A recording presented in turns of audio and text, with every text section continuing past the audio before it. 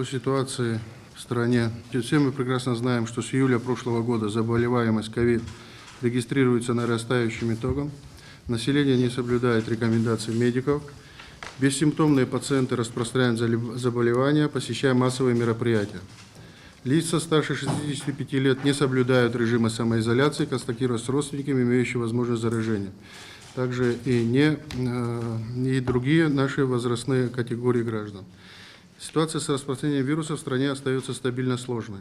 На сегодняшний день ситуация по заполнению стационаров немного улучшилась, но все равно остается тяжелой и несет за собой сильную нагрузку на систему здравоохранения республики. По состоянию на 12 августа 2021 года в Республике Абхазия всего зарегистрировано 23 303 случая заболевания новой коронавирусной инфекции COVID-19, 336 летальных случаев. Выздоровело 18 513 человек. Летальность по Республике Абхазия составила 1,4% от заболевших новой коронавирусной инфекцией. Доля мужчин составила 55,7%, женщин 44,3%.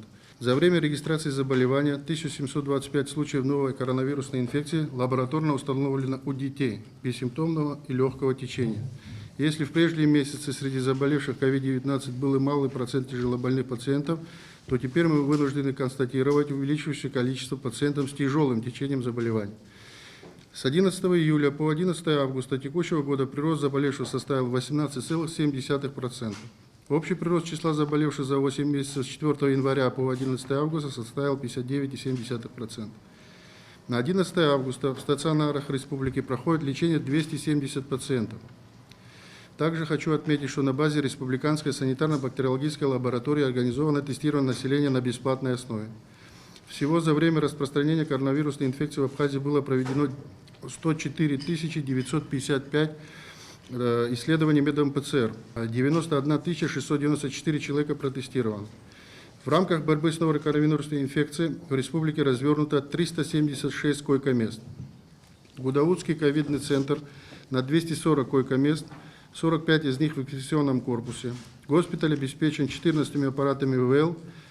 В основном корпусе больницы в инфекционном отделении подключены 172 кислородные точки. По состоянию на 12 августа в госпитале на стационарном лечении находится 152 пациента, 36 в тяжелом состоянии, 52 в средней степени тяжести. Далее по другим лечебным учреждениям. Инфекционная больница город Сухум на 44 койко-места. По состоянию на 12 августа на стационарном лечении находится 40 человек, из них 15 в тяжелом состоянии. В больнице функционирует 7 реанимационных точек, 8 палат интенсивной терапии, аппаратов ИВЛ 7. Подключена централизованная подача кислорода в 8 точках. ЦРБ Гагарского района на 50 койко-мест. На стационарном лечении в больнице находится 39 человек, 12 из них в тяжелом состоянии, 25 человек в средней степени тяжести. ЦРБ Тхвашалского района на 15 койко-мест. На стационарном лечении находится 11 пациентов. Их состояние врачи оценивают как средней степени тяжести. Палат интенсивной терапии и реанимационных коек нет. Далее. ЦРБ Ачимчирского района 27 койко-мест. На стационарном лечении в учреждении находится 26 человек. Состояние средней тяжести у 14 пациентов. Палат интенсивной терапии 2 с подачей кислорода в 6 точках. Амбулаторный центр город Сухум. За время работы центра обслужено порядка 7990 обращений. Общее количество обслуженных пациентов 1997 человек. Количество обслуженных бригад пациентов более 400 человек. Я имею в виду выездной бригад. Июнь 665 обращений. Смею заметить, в июле уже 3206 обращений. Число отягощенных пациентов, проходящих лечение на дому, возросло. В лечении пациентов по республике задействовано 223 медицинских работника. Практика показала, что абсолютное большинство пациентов кислород-зависимо. В связи с этим подача кислорода налажена в Гудаутской ЦРБ, Сухумской инфекционной больнице и Ачимчирской ЦРБ. Также на данный момент проводится монтаж кислородной станции на 22 точки в Гагарской ЦРБ. Сложная эпидемиологическая обстановка и работа медицинского сообщества Абхазии в авральном режиме требует введения дополнительных ограничительных мер. Необходимо также, многократно уже говорилось и мной, и на оперативном штабе, сейчас на координационном штабе, о необходимости ограничить работу рынка общепитов, объектов общепита, повсеместно ввести масочный режим с взиманием штрафов за него несоблюдение. Организациям и предприятиям необходимо перевести на дистанционный режим работы сотрудников за 60 лет. В настоящий период единственным способом разрыва передачи инфекции может служить массовая вакцинация, особенно социально активного населения. В период с 12 мая по настоящий день российским препаратом «Спутник Ви» провакцинировано 6,5 тысяч человек, двукратно более 4344. На данный момент еще не завершен этап второй вакцинации. Как известно, российская вакцина «Спутник Ви» очень востребована и уже образовалась большая очередь на ее закупку. Для продления вакцинации населения Республики Абхазия прибыла вакцина «Спутник Лайт» в количестве 5000 доз. С 10 августа 2021 года продолжается вакцинация населения. Что касается работы наших медицинских учреждений и помощи российских коллег, нам необходимо присутствие российских медиков, которые окажут помощь и разгрузят наши лечебные учреждения. Абхазские медики работают на пределе своих возможностей, и нам необходима помощь наших российских коллег. Ну и направлено письмо министру здравоохранения Российской Федерации с просьбой прислать в Абхазию бригады врачей, а также с просьбой в Российскую Федерацию направлено письмо по линии Министерства обороны Абхазии. И, как известно, мы ожидаем приезда мобильного военного госпиталя Министерства обороны Российской Федерации. Данный госпиталь будет базироваться на территории пансионата Айтар. Были учтены все санитарные нормы, с исключением контакта с корпусами, где пребывают гости республики. С чем это было связано, отключение ЭВЛ машинок, которые были подключены пациентам? Вы все прекрасно информированы, что вчера в результате скачка электроэнергии на территории Гудаутского ковидного госпиталя, в частности на территории 2 палат реанимационного отделения ковидного госпиталя, произошло отключение электричества вследствие скачка напряжения по предварительной информации. Пациенты, находящиеся в 2 палатах, значит, из-за этого состояния аппараты выключились, перешли в другой режим. Это происходило на глазах у медперсонала. Тут же незамедлительно начаты реанимационные мероприятия больным, которые находятся в этих палатах. К сожалению, после реанимационных мероприятий больной, который изначально находился в тяжеленном состоянии, 1957 года рождения, после реанимационных мероприятий, к сожалению, скончался. Вчера незамедлительно выехали, и я там был заместитель генерального прокурора, был прокурор города Гудаута, главный врач Гудаутской инфекционной больницы и сотрудники хозяйственных служб, электрики. Вся эта ситуация была доложена руководству страны, президенту, премьер-министру. Сейчас проходит доследственная проверка. Я думаю, специалисты оценят ситуацию, скажут, почему произошел такой момент. А ИВЛ не обеспечены бесперебойно? Да, но там, понимаете, какая ситуация произошла? Эти пациенты были не на ИВЛ, а были на СИПАП. На СИПАП. Значит, после того, как произошло отключение, эти ушли в аварийный режим аппараты. Они же на 220 вольт, понимаете? Ну, значит, нет бесперебойников, которые держали без света, я правильно понимаю? Но они держат сами, да. без перебойников. Там встроенные элементы батареи, да. То есть больные не были на ИВЛ, так? Да. На СИПАП поддержки были. Далее больной, которому была оказана реанимационная помощь, оказывалась реанимационная помощь, был интубирован. Далее вторая больная, тоже, которая была изначально крайне тяжелая, находилась в условиях реанимации, также была переведена на искусственную вентиляцию легких. Ну вот такая тяжелая ситуация вчера произошла, к сожалению. Подобных инцидентов раньше не было. Подобные инциденты раньше тоже бывали, как мне доложили. Эта ситуация не впервые возникшая. Те аппараты, которые работают, они работают бесперебойно на протяжении 1,5 лет. Поэтому говорить о том, что вот они там выключились, ну, есть какой-то ресурс и у самих, наверное, аппаратов тоже, батареек. Сейчас, наверное, компетентные органы вынесут свое заключение, но ситуация такая, что эти аппараты, они действительно работают и спасали жизни нашим гражданам на протяжении долгого времени. Такая ситуация может повториться? Мы же не застрахованы от скачков электроэнергии. понимаете? Мы же понимаем прекрасно, что скачки электроэнергии постоянно создают проблему у нас. И вы прекрасно все знаете, компьютерный томограф в Гудаутском ковидном госпитале тоже из-за скачков электроэнергии уходил в аварийный режим, мы его восстанавливали. Такая же ситуация была несколько месяцев назад и в республиканской больнице, когда 2 раза на протяжении нескольких дней произошла расфазировка и уходил в компьютерный томограф аварийный режим. Также у нас была ситуация, когда насос, который откачивает биоматериал с операционной, вышел из строя. Тоже из-за этой электроэнергии у нас большие сложности с оборудованием. Все оборудование, оно очень нежное, и вот такие скачки, они приводят к определенным сложностям.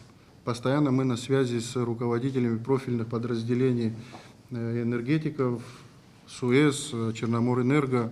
Эта ситуация достаточно непростая. Маленькая рекомендация. Сейчас мы когда были последний раз там на одном из предприятий электротехническом, у них есть специальные датчики плавного пуска и плавной остановки, чтобы не летело оборудование.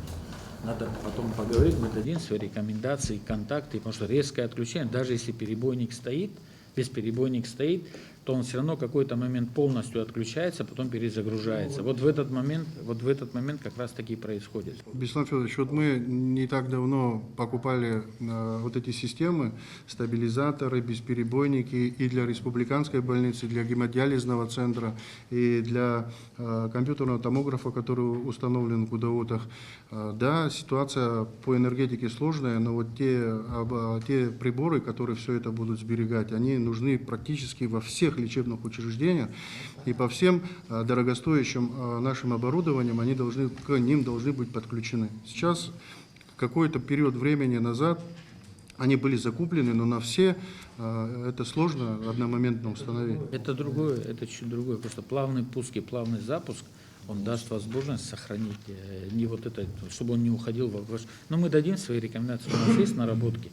И еще у меня вопрос по кислороду хотелось бы уточнить. Мы на сегодняшний день в Гудаутский госпиталь кислород привозим, я правильно понимаю? Привозим его на автомобиле с Российской Федерации. Но у нас впереди зима. Задержка, допустим, на трассе, которую проезжает этот автомобиль на 1 день, может быть чревата. Мы наперед хотелось, чтобы мы все-таки подумали, что нам делать с кислородом, если есть возможности, нет возможности обеспечения кислорода. Что делать с ним? Может стоит ставить станцию здесь, потратиться, потому что мы не знаем, какая будет зима, мы не знаем, как будет вести себя болезнь. Штаб над этим работает, Илья Чичипович, и давно. Нам много станций нужно, не только эта станция. У нас в Абхазии много чего нет, к великому нашему общему сожалению. И то, что вчера случилось, и то, что может завтра произойти, причины одни и те же. Я вот тут могу продолжить то, что говорит министр. Техники много куплено. Технику надо обслуживать.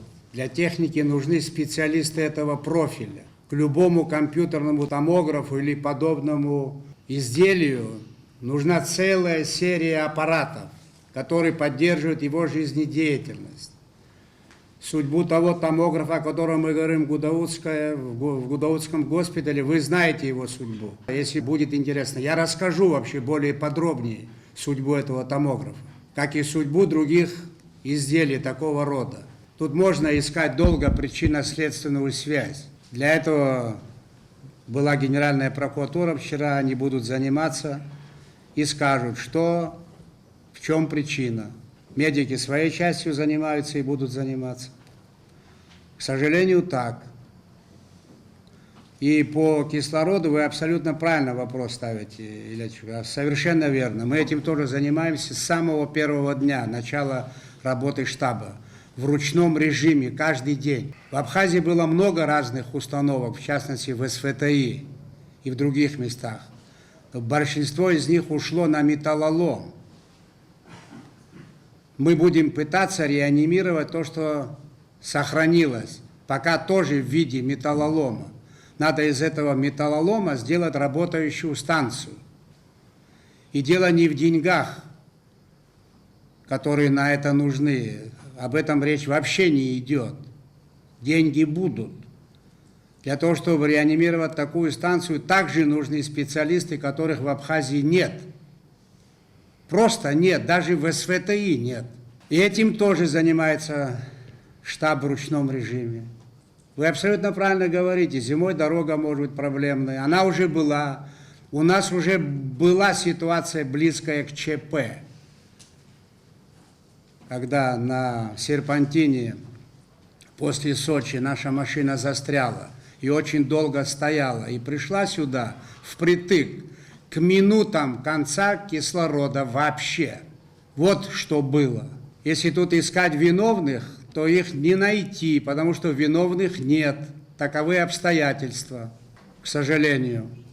Мы долгое время пользовались кислородом, который вырабатывали здесь, в столице нашей и в СВТИ частично.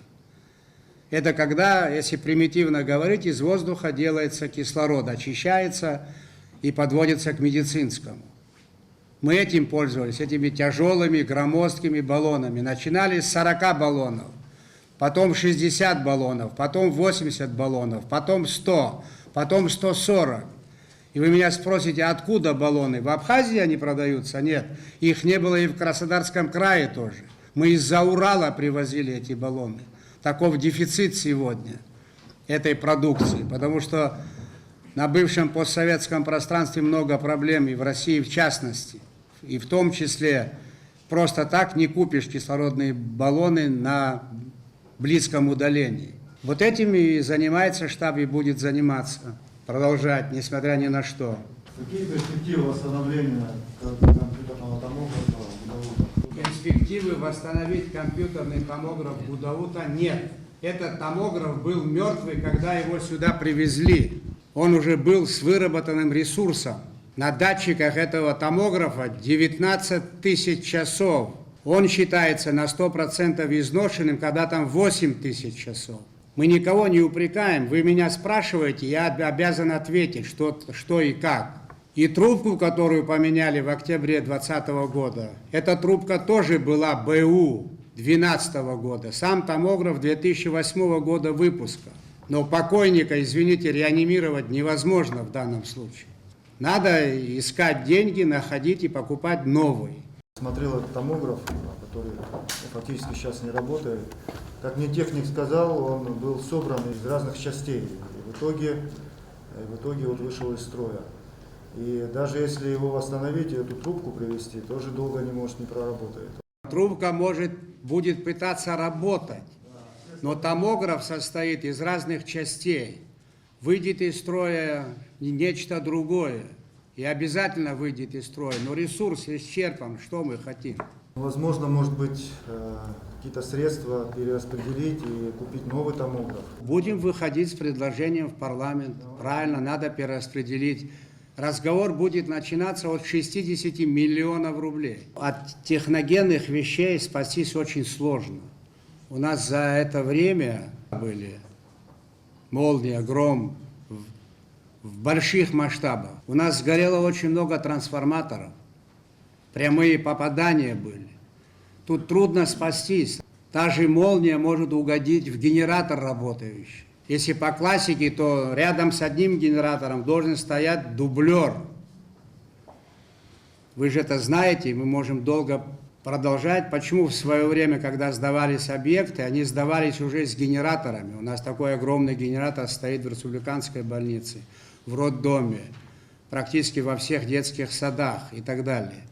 Потому что в наших условиях без этого работать очень сложно. Тем более на том объекте, где спасают людей, и от электричества зависит судьба человека. Вот что и произошло вчера. Все подумали, что закончился кислород.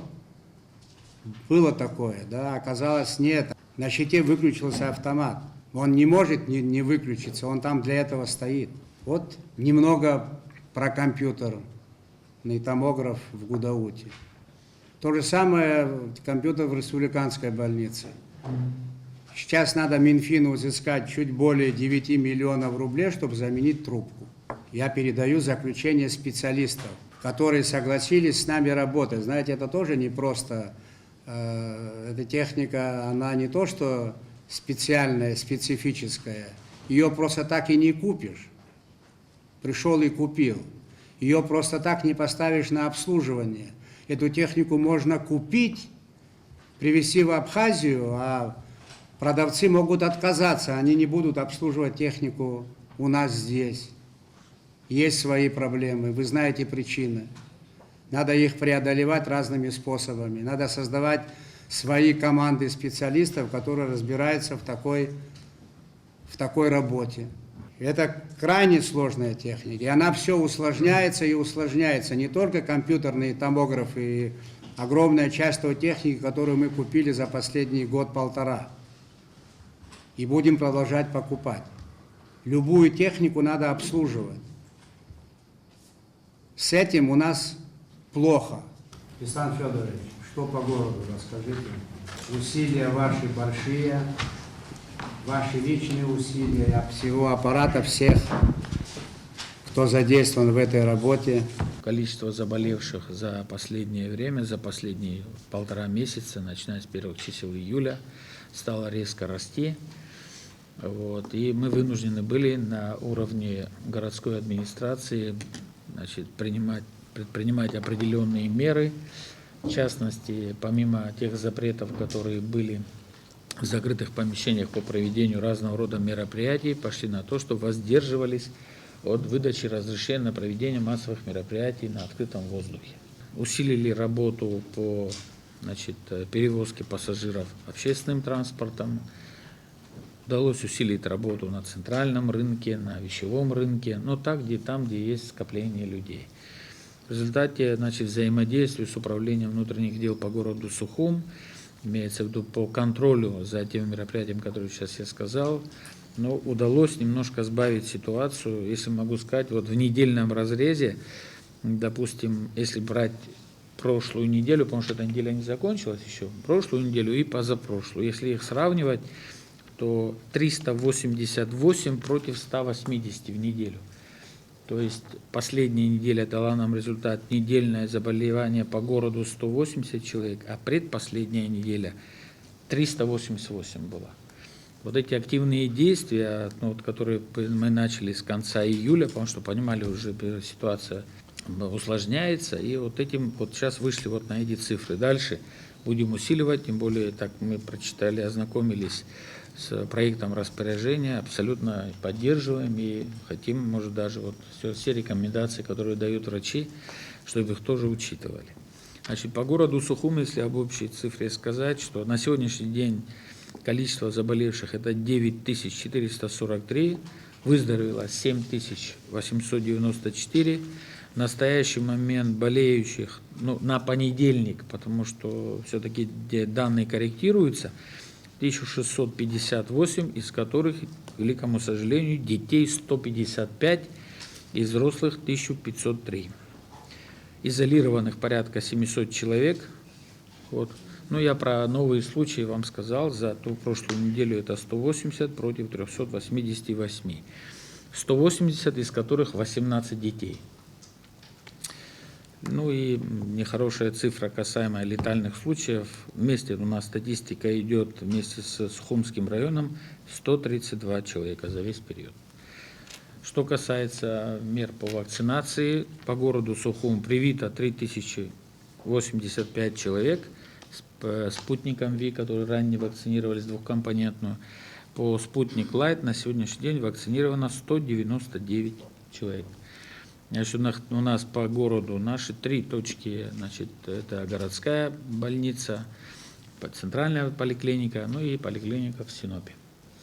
Посмотрим, если будет количество людей, значит, как это было, допустим, в июле месяце у нас порядка на 2 месяцев была запись. Если сейчас обратно пойдет такая же тенденция, будем смотреть вместе с Минздравом точки вакцинации добавлять. Касаемо работы инфекционной больницы, она известна, министр тоже докладывал. Там, как говорится, все на пределе. Значит, вчера тоже вот эта ситуация немножко напугала по Гудауте. Вы мне сказали проверить ситуацию, проверили, вроде работает пока стабильно, но будем думать о резервных источниках питания и какие-то, значит, приборы, которые позволят какой-то, вот я то, что до этого говорил, плавное отключение и плавный пуск, чтобы оборудование не страдало. Вот. Ну, думаем над этим, как нам обезопаситься, чтобы не попасть в такую ситуацию. Во второй городской больнице, прежде чем, если другие больные по другим показателям, ну, сопровождением ковида, чтобы избежать этого, тоже сделан, значит, на 2 человека обсервационное отделение, после того, как люди уже пройдут тестирование и будет гарантия, что они не ковидные, дальше попадают уже в палаты в городской больнице. Амбулаторному центру, который расположен на Красном мосту, там пришла информация, что собственники хотят как бы в сентябре то ли сдать кому-то, то ли там какие-то у них личные есть обстоятельства. Они очень долгое время на бесплатной основе, как мне сказали, помогали все это время. Давайте, может, встретимся с ними, проговорим эту ситуацию, может пролонгировать, или если у них уже окончательное решение, то надо искать нам мощности для размещения амбулаторного центра на территории города. А если их сделать 2, было бы еще лучше. Как амбулаторный центр, точно так же работает инфекционная больница. Параллельно, помимо стационарных больных, она также проводит и все медицинские манипуляции, которые нужны. Да, если там возникла проблема, я о ней не знал. Амбулаторный центр, конечно, играет сейчас важную роль. Те люди, которые сами не могут и доступа к медикам не имеют, там работают наши городские специалисты тоже, и ребята те, которые просто помогают как волонтеры. Вот. Ну, я пометку поставил, я думаю, в рабочем режиме с вами отработаем. Александр Золотинский, у меня вот просьба тоже. У нас по городу Сухум работает скорая помощь. За последнее время усилилась, и нагрузки усилились вдвое на скорую помощь. Это, значит, я так понимаю, нас подгружает немножко новый Афон, но и не потому, что у нас количество увеличилось больных и выездов. Региональные перевозки включились, участились. Сухум это не выдержит. Если я, допустим, там порядка 2 тонн в месяц мы выделяли на это дело, сегодня пошло 4. Я вот хотел бы тоже потом в рабочем порядке, особенно что касается Афона. У нас в Афоне там достаточно много предприимчивых ребят, которые там имеют бизнес и так далее. Можно и администрацию попросить. И я считаю, что давно уже надо было бы в Афоне вот такую точку забора тестов, определения, может даже и амбулаторный, вот как здесь организован в Сухуме. Получается Сухум, Сухумский район, и еще Афон здесь. Хотелось бы в Афоне, чтобы это вот прям в ближайшее время можно было и перераспределить нагрузку скорой помощи. Если у меня город станет по скорой помощи, ну, тут последствия даже отказать не получается, потому что это такая услуга, сами знаете, скорая помощь, а нагрузки и все остальное растет. Дело даже не в топливе, да, там дело в ресурсе, мы водителям отдельно доплачиваем, город помимо всех доплат еще. Вот я, значит, докладывал и вам, и Министерству финансов о том, что нагрузки каждый раз увеличиваются. Из общего числа заболевших 42% на утро – это столица. Там в отчетности столица проходит вместе с Сухумским районом, но на Сухумский район приходится около 7% заболевших. То есть это 11 400 человек. Огромная цифра, несомненно. И персонал, который задействован в этом, он огромные нагрузки выносит и справляется на сегодняшний день с задачами. То, что по Афону сказано, но обсудим. Можно иметь еще более промежуточных точек, но для всего нужны кадры, специалисты в белых халатах. Тот дефицит, который мы сегодня испытываем, вам известен. Мы уже говорили об этом много раз, и, может быть, и не очень красиво повторяться, но у нас инфекционистов-то практически нет. Это другая большая тема, которой должен заниматься Минздрав, посылая выпускников учиться в медицинские вузы. Надо сегодня уже определять будущее инфекционной работы в Абхазии сегодня. Вы же помните, у нас по отчетности 7 инфекционистов из общего числа медиков. Как уже отметил Беслан Федорович, у нас действительно отмечается некоторое снижение заболеваемости по городу Сухум. Однако я хочу отметить, что наши минимальные на сегодня цифры все равно выше, чем максимальные цифры в апреле и в январе. То есть получается довольно-таки относительный спад. У нас максимальные цифры были в октябре прошлого года. Среднестатистическая цифра заболеваемости в октябре была примерно 157-156 человек. Прошедший июль оказался более жестоким, чем октябрь прошлого года. В среднем это было 185 заболевших в сутки. Вот это надо учитывать. В августе, за прошедшие 10 дней августа, мы видим снижение, это примерно 155 человек. И вы исходите из этого, верно? Скажу из этого, да. За неделю с 17 по 24 июля у нас была максимальная заболеваемость. За неделю у нас было 612 новых случаев. Из них 543 взрослых и 69 детей. Тогда как в этом году у нас максимальная цифра по заболеваемости детей за неделю составляла 19 человек в апреле и в январе. То есть увеличилось количество заболевших детей. К сожалению, действительно, это вот к таким цифрам приводит то, что наше население совершенно безответственно подошло ко всем просьбам санслужбы, правительства. То есть маски носить никто не хочет. В этой связи вот проект распоряжения я считаю очень своевременным, грамотным и так далее, для того, чтобы как-то обязать людей. Вы сказали ключевую вещь. Вопрос о дисциплине. И цифры это подтверждают. К сожалению, у нас на 10 тысяч населения заболевших 900, почти 40 человек. Это в 2 раза выше, чем этот показатель в Российской Федерации. Вот какая кучность у нас. Все дело в этом. Это сумасшедшие цифры по заболеваемости на 10 тысяч человек. И все это элемент недисциплинированности, главный элемент. Безответственности, безалаберности, если хотите, самоуверенности, что со мной, с нами ничего не произойдет. Происходит и очень жестоко, и мы об этом неоднократно предупреждали.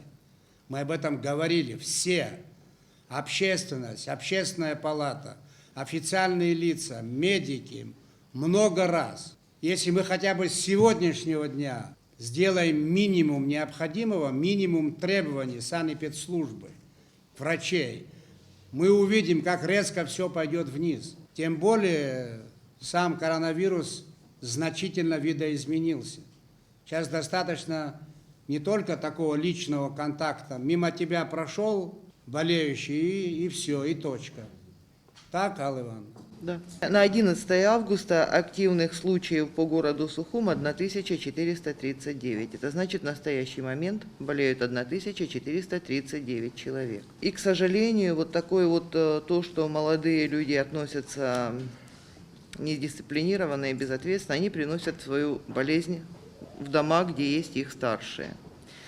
Выездов мобильной бригады за этот год для забора ПЦР-материалов на дому 3304 адреса.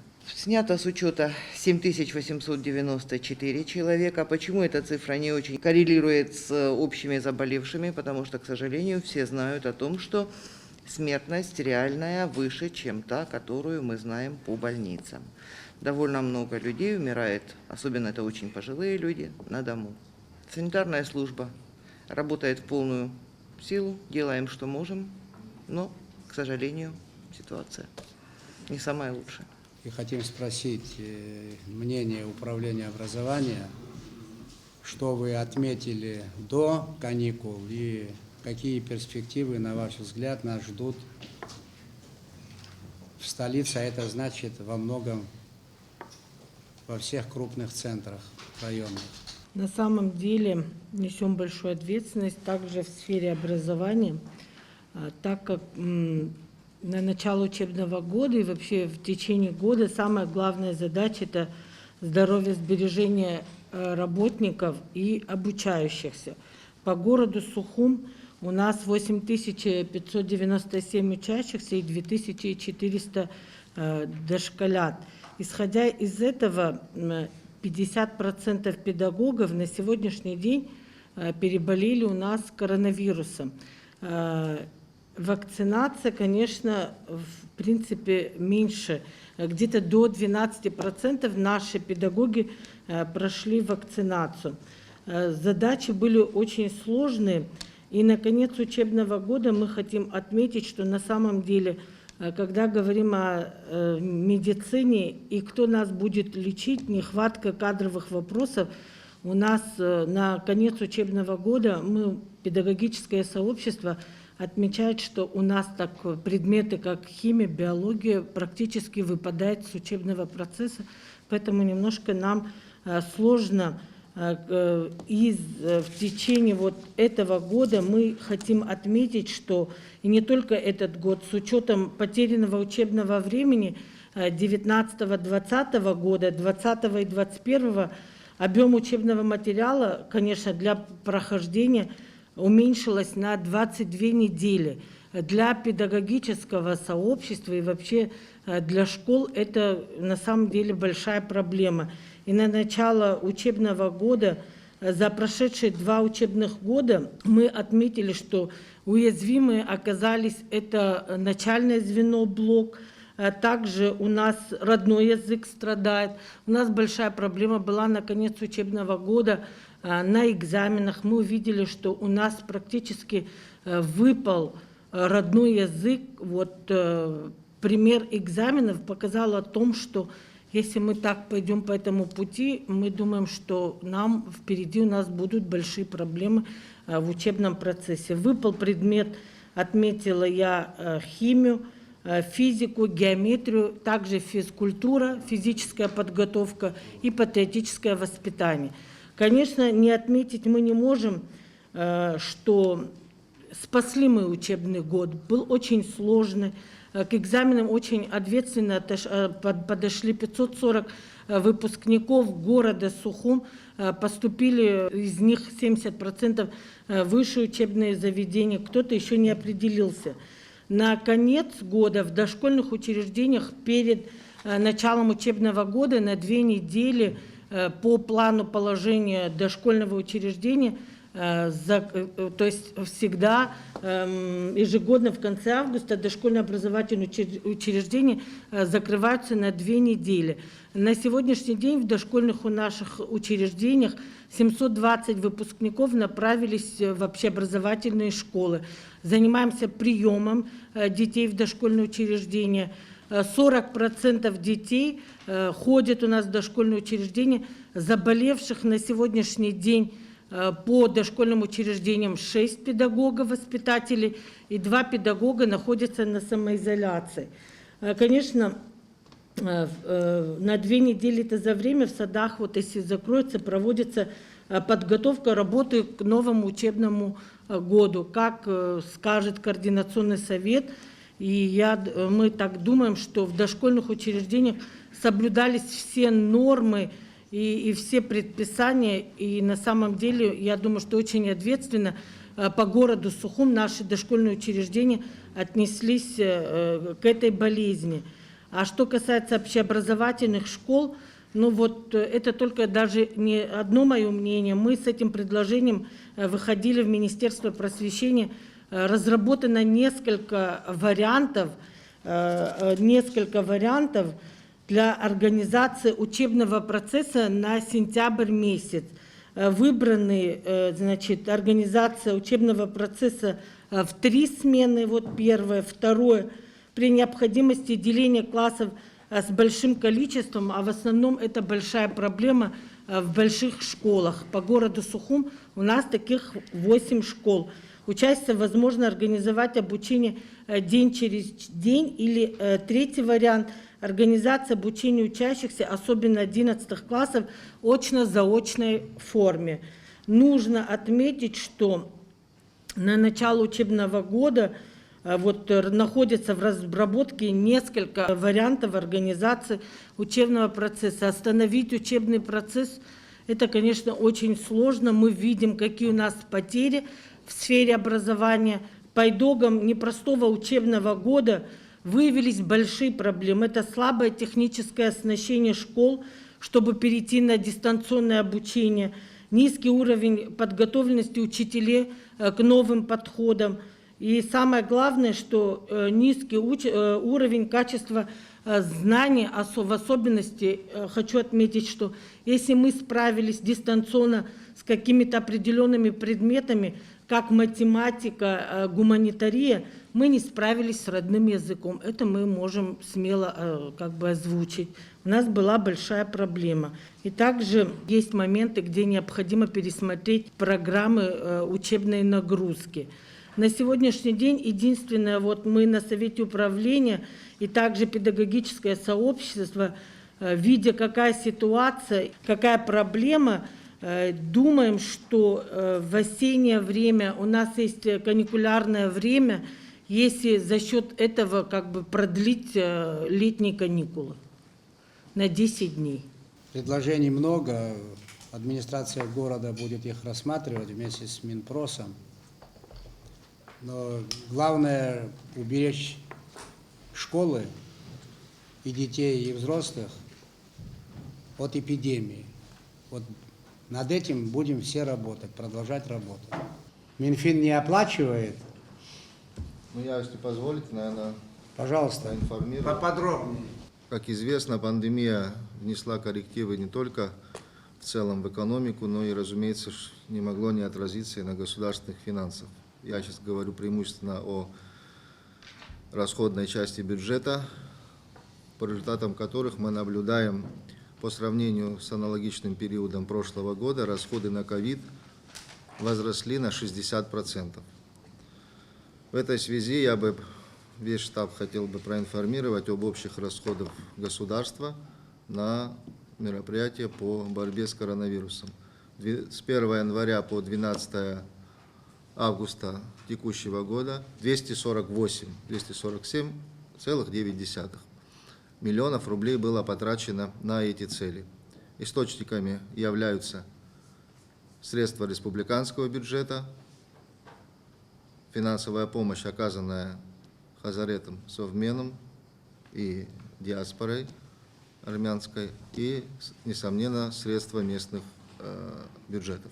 В частности, хотел бы остановиться на таких показателях, когда я говорю о темпах роста на коронавирус 60%. Из 247, ну, будем условно говорить, 248, из 248 миллионов рублей, 78 миллионов рублей приходится на июль и 12 месяцев текущего, и 12 дней текущего месяца. Это масштабные расходы, которые нам показали, что бюджет должен обеспечивать срочность, необходимость и приоритетность. Я с полной ответственностью хочу сказать, что на сегодняшний день в Министерстве финансов все обращения со стороны Министерства здравоохранения, за исключением расходов на дополнительную выплату работникам системы здравоохранения, задействованных в борьбе с ковид, обеспечены полностью финансированием. Эта выплата, она дорабатывается, проверяется, просчитывается.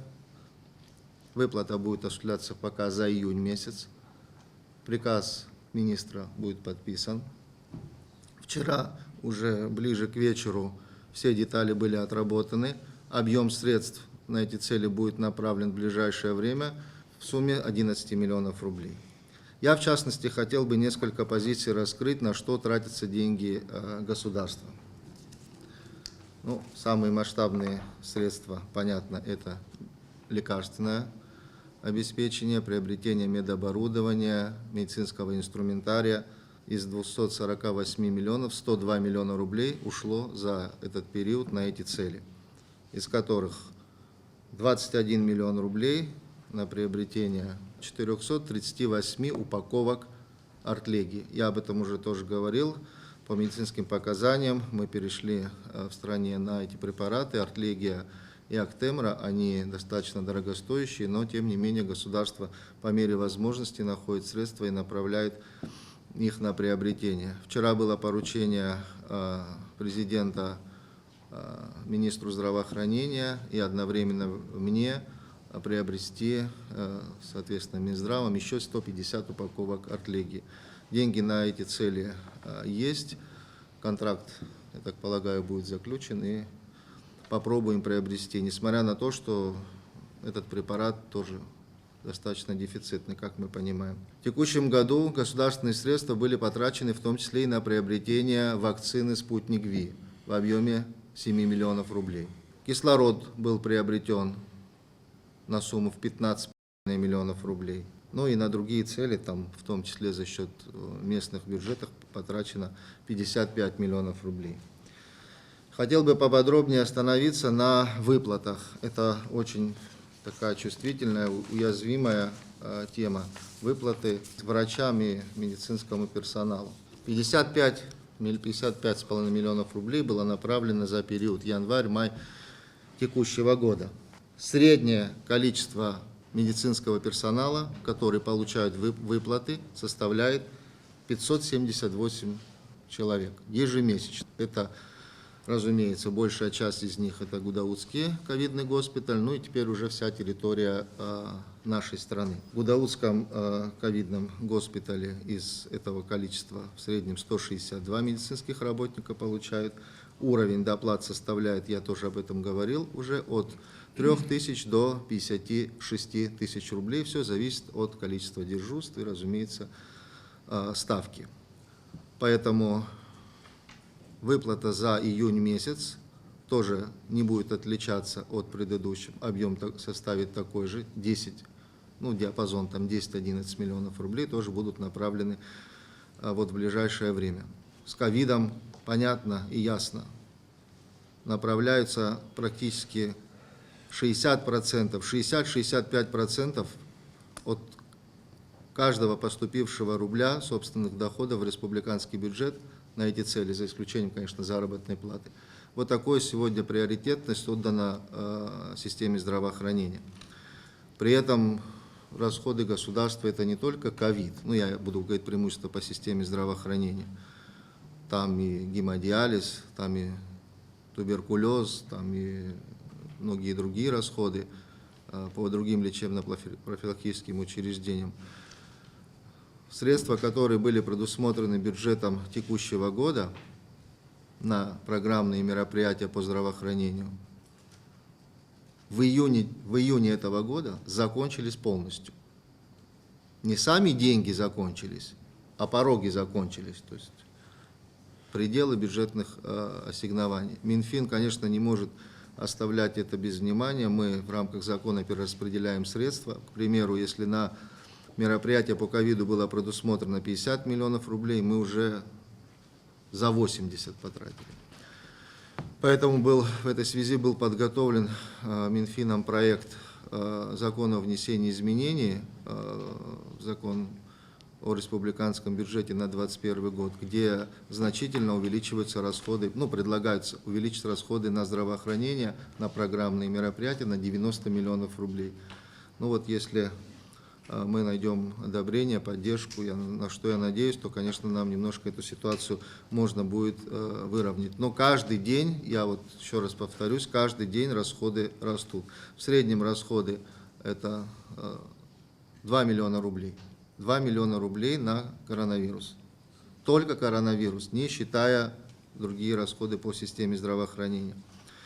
При этом, как известно, Министерство здравоохранения приобретает в основном медикаменты через государственную компанию. Как оказалось, в этой государственной компании имеются долги, то есть есть кредиторская задолженность перед поставщиками за прошлые периоды. И в этой связи было обращение сделано с абхазской стороне об оказании поддержки в Российскую Федерацию, и мы получили в этом смысле одобрение. Есть протокол, подписанный сопредседателем с абхазской стороны и с российской, на погашение задолженности. Будет оказана дополнительная финансовая помощь в объеме 31 миллиона рублей. За этот период нам еще что удалось? Это все по системе здравоохранения, если только говорить. Полностью задолженность погасили за оказание медицинских услуг нашим гражданам. При этом сегодня потребность еще растет, еще больше и больше, она каждый день возрастает. К таким вызовам, несомненно, надо быть готовым к этому всему. Конечно, есть в том числе хорошие предпосылки, которые мы видим по итогам исполнения бюджета. Это тоже очень важно, на мой взгляд. Если это не лишняя информация, я могу коротко как-то об этом. Связано с бюджетом. Да, по 12 августа текущего года собственные доходы нашего бюджета превышают аналогичный период прошлого на 1 миллиард 100 миллионов рублей. Вот такие показатели нам позволяют проводить такие расходы и выходить с предложениями. 2020 год там минус 900 было, это не говорит о том, что мы сейчас совсем в плюс пошли. Но, с другой стороны, мы наблюдаем порядка 500 миллионов рублей в росте по отношению к 2019 году. Это тоже нам, вот еще раз повторюсь, дает возможность бесперебойно финансировать расходы.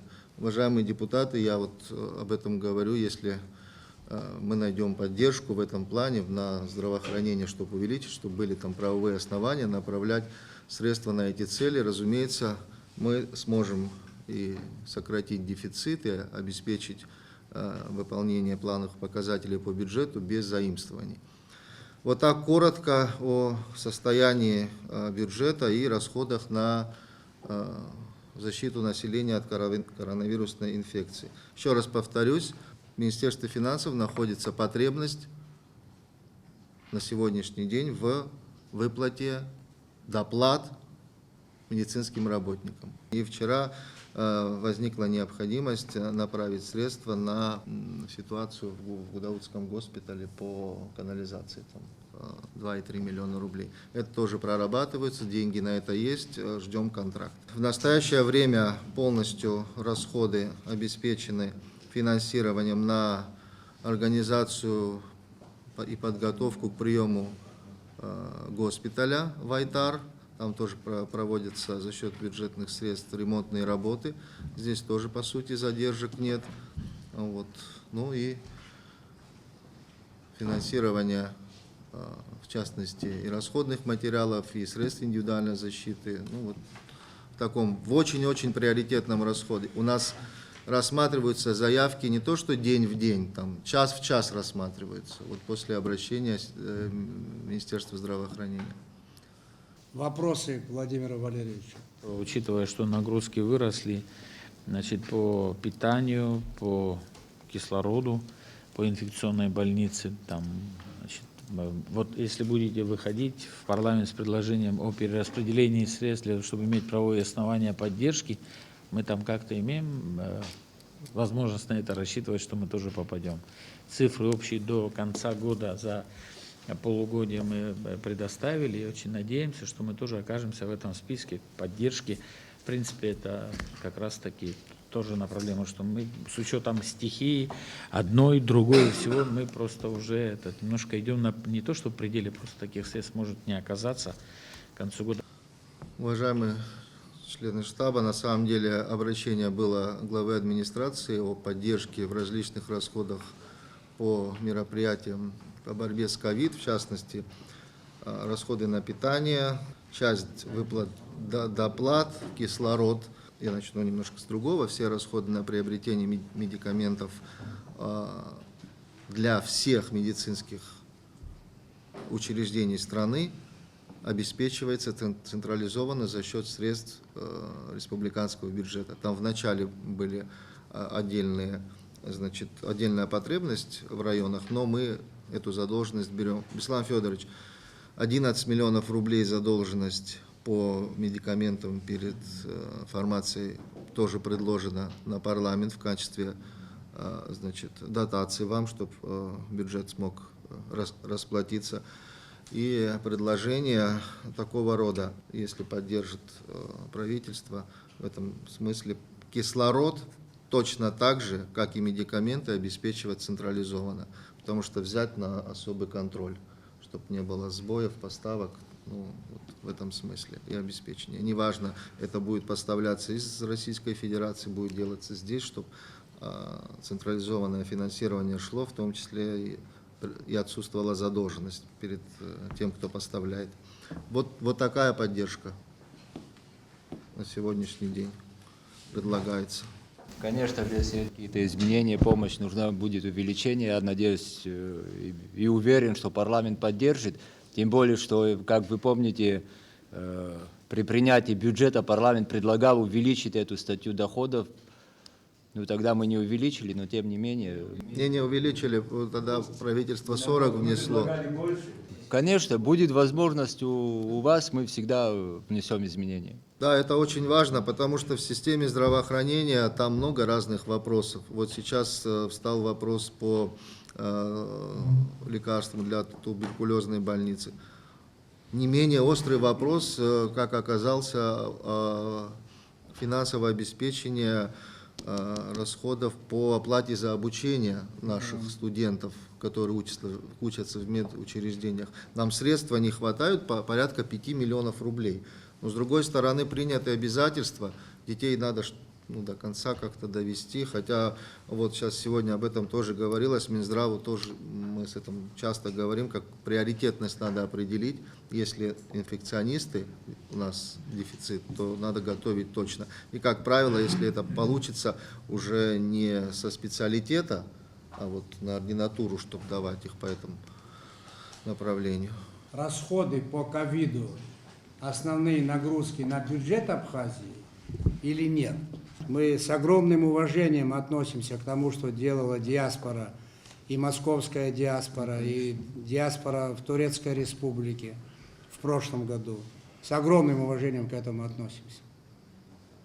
Но граждане Абхазии, члены штаба знают, граждане Абхазии должны знать. Подавляющее большинство расходов, связанных с ковидом, это наш бюджет. Это усилия местных администраций, это усилия администраторов всех уровней налогов и прочих доходов. Это абхазский бюджет. Неимоверные нагрузки, они непростые, они только увеличиваются. Вот вновь возвращаюсь к кислороду, потому что это актуально. В июле месяце в Абхазию поступило 100 тонн кислорода мы привезли. Вы же понимаете, какие это цифры. Конечно, надо сделать так, чтобы мы вырабатывали жидкий кислород здесь. И мы к этому уже близко подошли. И те расходы, которые будут, они оправдывают себя элементарно. Фактически расходы на восстановление, реанимацию этой станции, ну, по крайней мере, это 1,5-месячный объем, ну, максимум 2-месячный объем кислорода, который мы покупаем. И мы обязательно это сделаем. Не знаю, как это получилось правильно, но те точки, их около 180 точек подачи кислорода в Гудауте, в Гудаутском госпитале, это что же было решено по ходу проблемы, связанной с ковидом. И уже при проектировании лечебных учреждений в перспективе надо многое учитывать заново.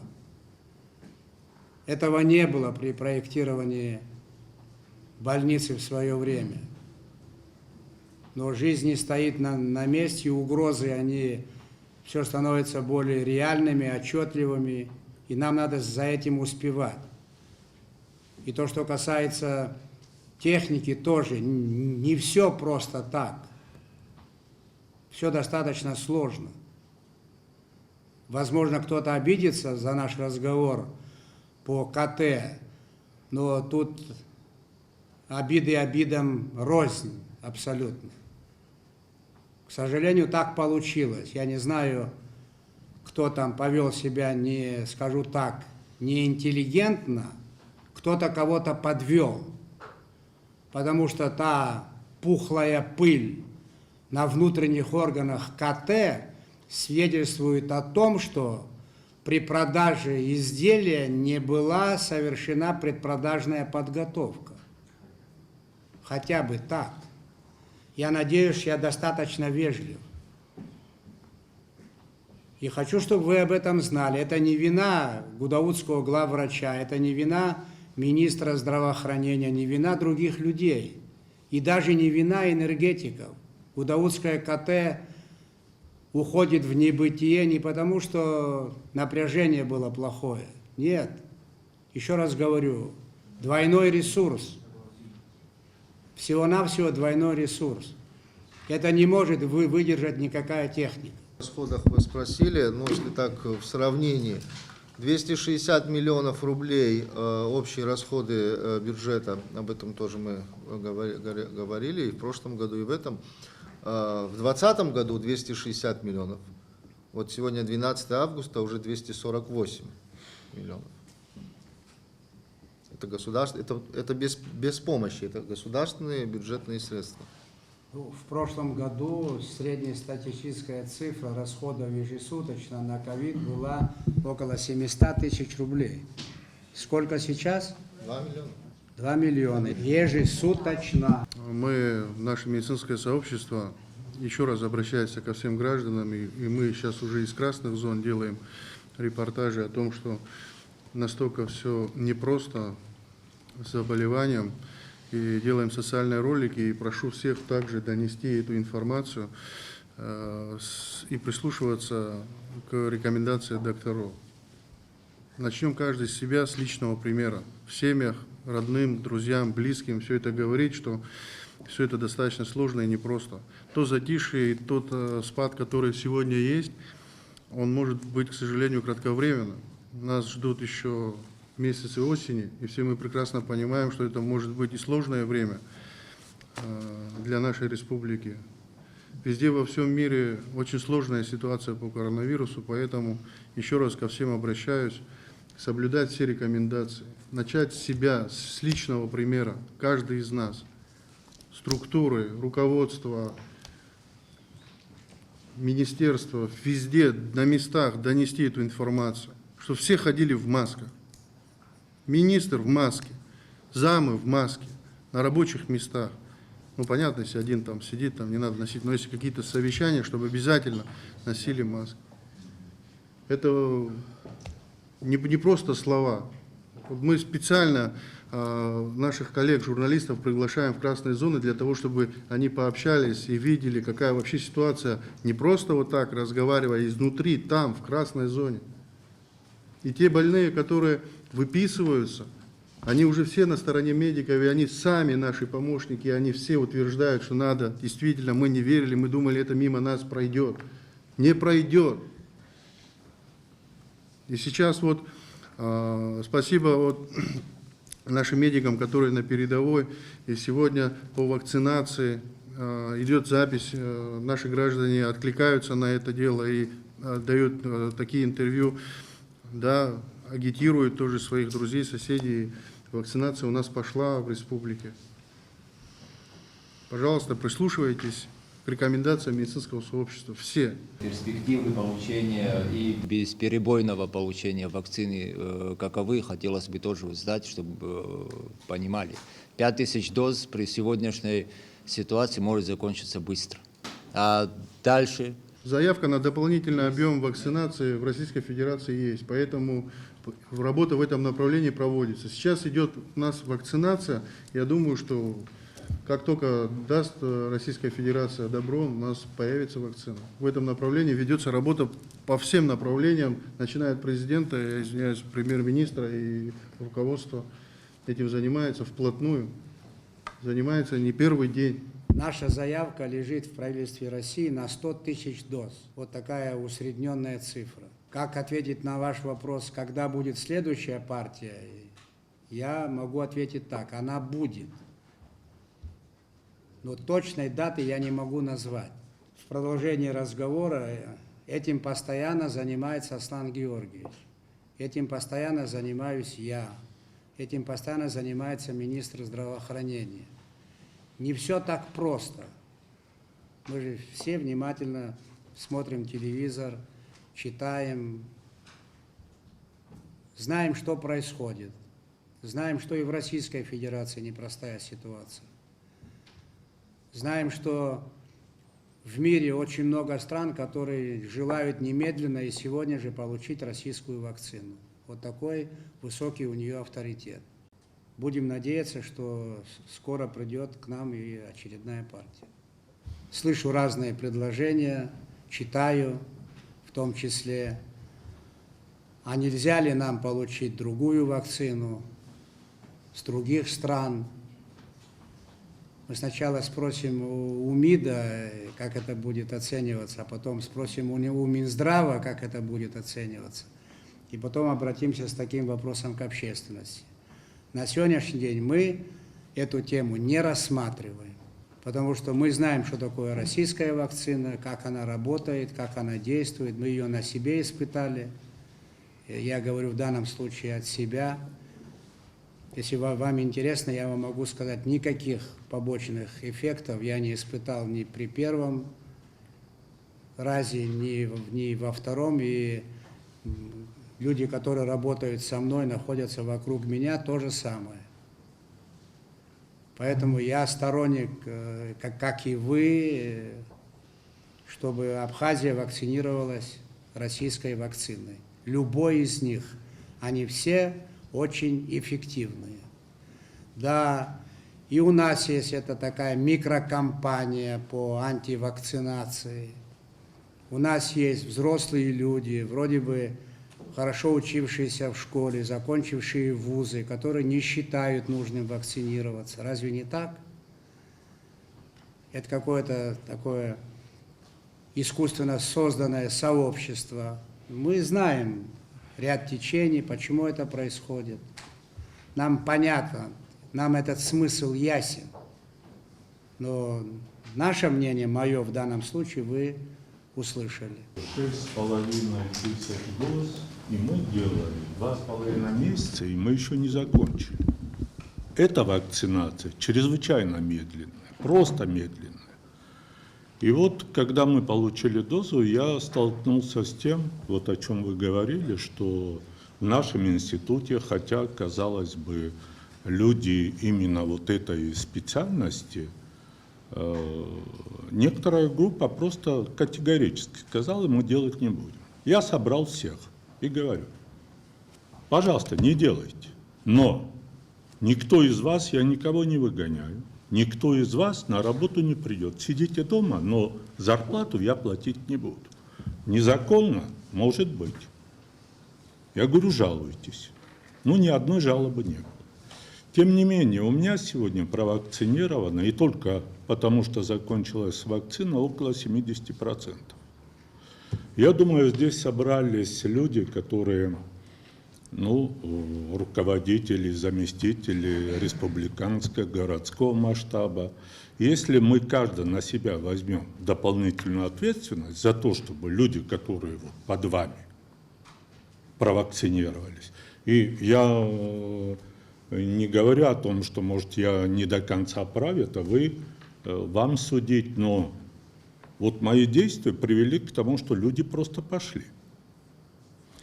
Теперь второй вопрос. Вы знаете, дело в том, что люди, которые уже переболели, это 1,5 года тому назад, год тому назад, они все практически 100% сегодня нуждаются уже в ревакцинации. И Лайт, который вот поступил, он к этому подходит просто идеально. Именно этот препарат. 100 тысяч доз, которые были заказаны, я считаю, что это много. Я объясню почему. Во-первых, у нас переболело уже официально 23 тысячи, да? А неофициально, я думаю, 35-40% тысяч людей уже переболело. К тому времени, когда эта вакцина поступит, их будет еще больше. Теперь, учитывая первую вакцину и вторую, еще 10 тысяч прибавьте. И к тому времени будет 60 тысяч уже переболевших. Но это не то, что я перед этим сказал. Для ревакцинации нужно заказывать именно «Спутник Лайт». Вакцинация начиналась с 15 доз в одном лечебном учреждении, потом до 300 человек в день мы вакцинировали. Поэтому по темпам вакцинации мы практически за 1,5 месяца, за 2 закрыли этот вопрос. Сейчас такие же темпы, я думаю, будут и с Лайтом. Я тоже не считаю, что у нас переболело 40 тысяч населения. Это не так. У нас исследовано на наличие болезни 37% наших граждан. Исследовано. А и то, что подтверждено, подтверждено. Несомненно, поправка будет в 3-5%. несомненно. Но давайте тогда проведем исследование. Это тоже. Ну, мировые, ну, цифры мировые. Я, конечно, не могу оспаривать мировые цифры. Никак не могу. Но мы знаем ежедневно, ежечасно, что у нас происходит в Абхазии. Заставлять вакцинироваться, да, там с правовой точки зрения сложно, но понимание того, что без этого мы не обойдемся, должно стать убеждением каждого гражданина. И скажу вам прямо, меня тут волнует не заболевший министр, вот это меня меньше всего волнует. Меня, как и вас, должны волновать заболевшие наши граждане, которых надо лечить. И смысл нашего разговора в очередной раз именно в этом. Если мы будем соблюдать элементарные меры безопасности, все пойдет на спад. Тут были у нас, опять-таки, мнения о том, что координационный штаб самораспустился. Рано обозначили кончину нашего штаба. Мы не прекращали работу ни на один день.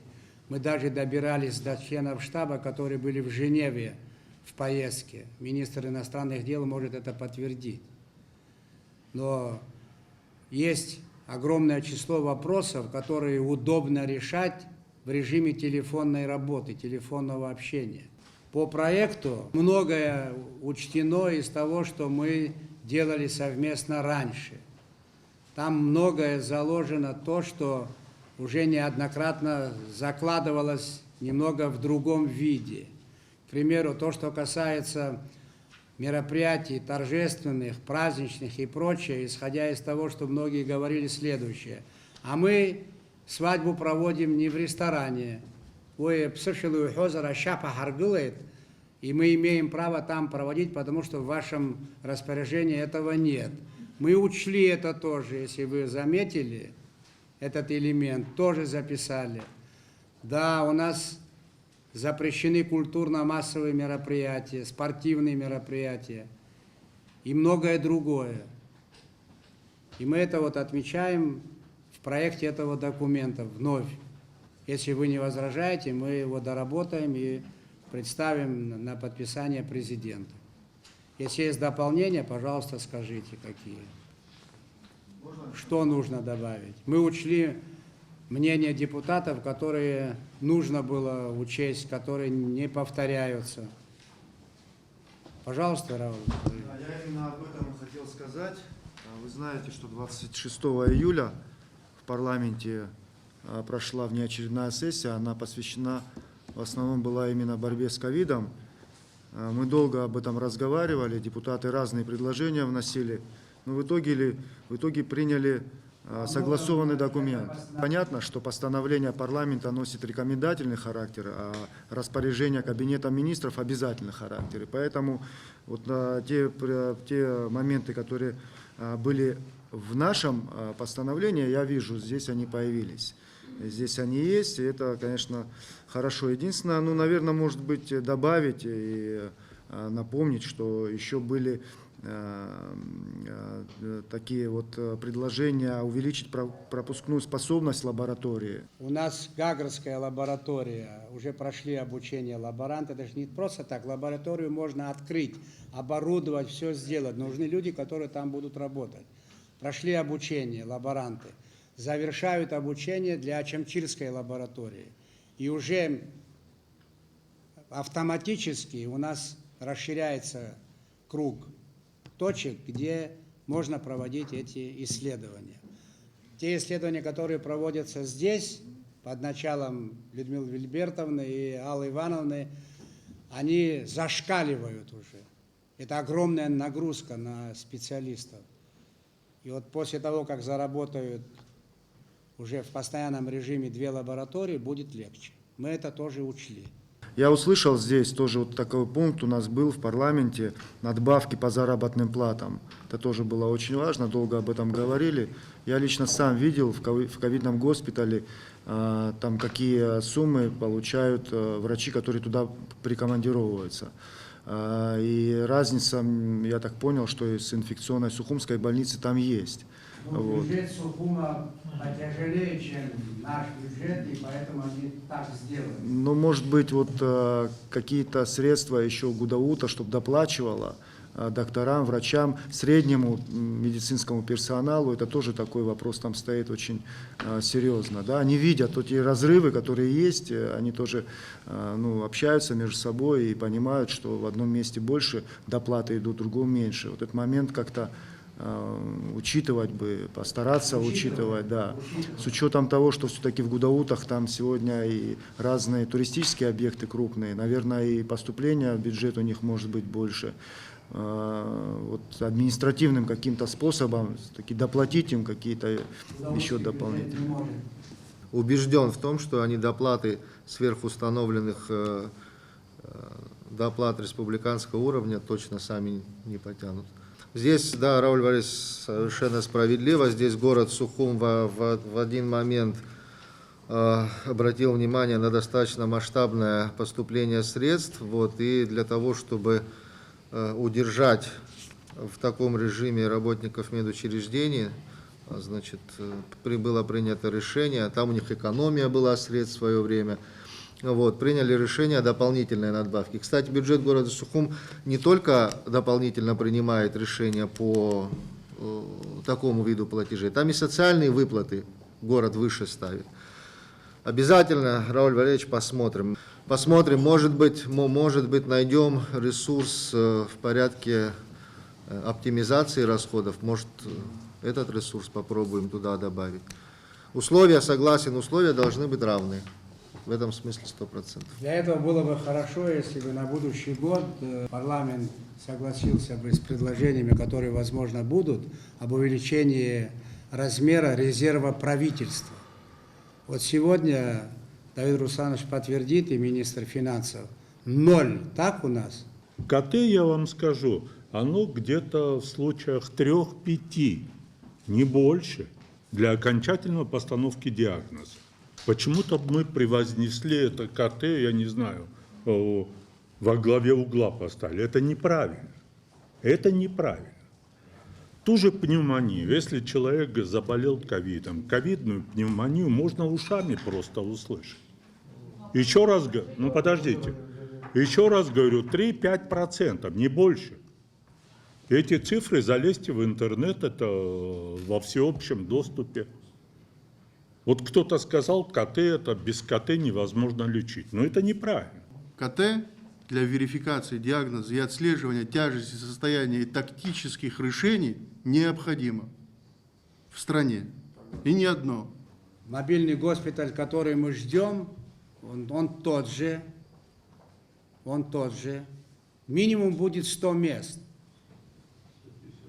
Минимум. А то и больше.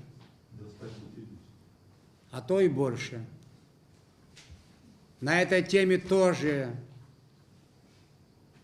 разговоры за разговорами. А как это не смогли найти место? Почему это раньше не сделали? А я хочу передать тем товарищам, которые так говорят. А найдите, пожалуйста, место, чтобы этот госпиталь был в столице. Найдите. Нам его куда? В чистое поле? Поставить в чистом поле? Где нет ни воды, ни канализации, ни электроэнергии. И как там будут наши больные в палатках жить, в эту жару? И вот такие, оказывается, неспособные руководители Абхазии решать подобного рода вопросы. Этот вопрос давно решен. Он давно решен, надо подготовиться к приему большого числа людей и создать условия для работы. Что и происходит на части территории Айтара. Это будет автономная, независимая территория, не сопряженная с той, где отдыхают наши гости. Знаем, что это не очень симпатично, но другого выхода нет. Еще вопросы? Тогда мы тот проект, который лежит у вас, мы немного совершенно доработаем, скажем об этом и передадим Аслану Георгиевичу на подпись.